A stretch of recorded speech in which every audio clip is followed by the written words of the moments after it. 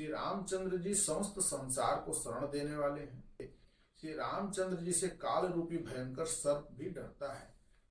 कलयुग के सभी लोग काम वेदना से पीड़ित होंगे। जैसा कि आप देखते भी हैं, आए दिन काम वेदना संबंधी जो है संकट समाज पे बना रहता है। राजा रामचंद्र की जय। मैं भास्कर सिंह, रामराज प्रशासक, आज आपको रामायण के महात्म और श्री रामचंद्र जी की महिमा के विषय में बताने वाला हूँ। नारद जी और सनत कुमार जी के रामायण महात्म नामक प्रसंग जो स्कंद पुराण में दिया गया है, वहां से इस विषय को लिया गया है। तो आइए हम सबसे पहले श्री रामचंद्र जी के महिमा के विषय में जानते हैं। श्री रामचंद्र जी समस्त संसार को शरण देने वाले हैं। श्री रामचंद्र जी के बिना दूसरी कौन सी गति, अर्थात दूसरी कोई और गति नहीं है। श्री रामचंद्र जी कलयुग के समस्त दोषों को नष्ट कर देते हैं, अर्थात कोई भी दोष कलयुग में जो आपके को प्राप्त होता है वो सब उसको नष्ट कर देते हैं। तो श्री रामचंद्र जी को सदैव ही नमस्कार करना चाहिए। श्री रामचंद्र जी से काल रूपी भयंकर सर्प भी डरता है। जगत का सब कुछ भगवान श्री राम के वश में है। श्री राम में मेरी अखंड भक्ति बनी रहे, आप ही मेरे आधार हैं। तो बोलिए जय श्री राम।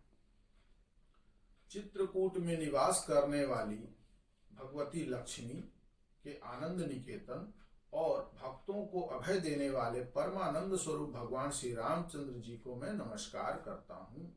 संपूर्ण जगत के अभिष्ट मनोरथों को सिद्ध करने वाले अथवा सृष्टि पालन एवं संहार के द्वारा जगत की व्यवहारिक सत्ता को सिद्ध करने वाले ब्रह्मा विष्णु और महेश आदि देवता जिनके अभिन्न अंश मात्र हैं, उन परम विशुद्ध सच्चिदानंद परमात्मा देव श्री रामचंद्र जी को मैं नमस्कार करता हूँ तथा उन्हीं के भजन चिंतन में मन लगाता हूँ। तो फिर से बोलिए राजा रामचंद्र की जय। तो यहाँ पे ऋषियों ने कहा कि भगवान आप विद्वान हैं, ज्ञानी हैं, हमने जो कुछ पूछा था वह सब आपने हमें भली भांति बताया है। संसार बंधन में बंधे हुए जीवन के दुख बहुत हैं। इस संसार बंधन का उच्छेदन करने वाला कौन है? यानी जो संसार में इतने बंधन है, इसको कौन दूर कर सकता है? आपने कहा कि कलयुग में वेदोक्त मार्ग नष्ट हो जाएंगे, यानी वेदों के द्वारा जो मार्ग बताए गए हैं वो सारे मार्ग नष्ट हो जाएंगे। अधर्म परायण पुरुषों को प्राप्त होने वाली यातनाओं का भी आपने वर्णन किया है। घोर कलयुग आने पर जब वेदोक्त मार्ग लुप्त हो जाएंगे, उस समय पाखंड फैल जाएगा। यह बात प्रसिद्ध है, प्रायः सभी लोगों ने ऐसी बात कही, यानी सब जगह इस चीज का वर्णन आता है कि कलयुग में पाखंड का शासन होगा। कलयुग के सभी लोग काम वेदना से पीड़ित होंगे। जैसा कि आप देखते भी हैं, आए दिन काम वेदना संबंधी जो है संकट समाज पे बना रहता है। नाटे शरीर के लोभी लोग होंगे, यानी लोग छोटे छोटे होंगे, उनका कद छोटा होगा, लोग लोभी होंगे तथा धर्म और ईश्वर का आश्रय छोड़कर आपस में ही एक दूसरे पर निर्भर रहने वाले होंगे। प्रायः सब लोग थोड़ी आयु और अधिक संतान वाले होंगे। तो ये कलयुग का एक वर्णन है।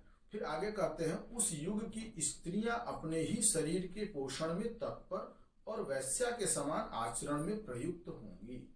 यानी अब यहाँ पे पुरुषों के बाद अब स्त्रियों के स्वभाव का वर्णन किया जा रहा है, कलयुग में किस प्रकार से होगा।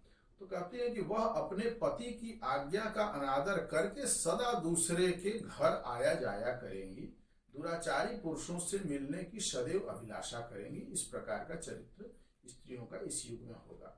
उत्तम कुल की स्त्रियां भी पर पुरुषों के निकट ओछी बातें करने वाली होंगी, कठोर और असत्य बोलेंगी, शरीर को शुद्ध और सुसंस्कृत बनाए रखने के सद्गुणों से वंचित होंगी, यानी शरीर की शुद्धि से बहुत मतलब नहीं होगा।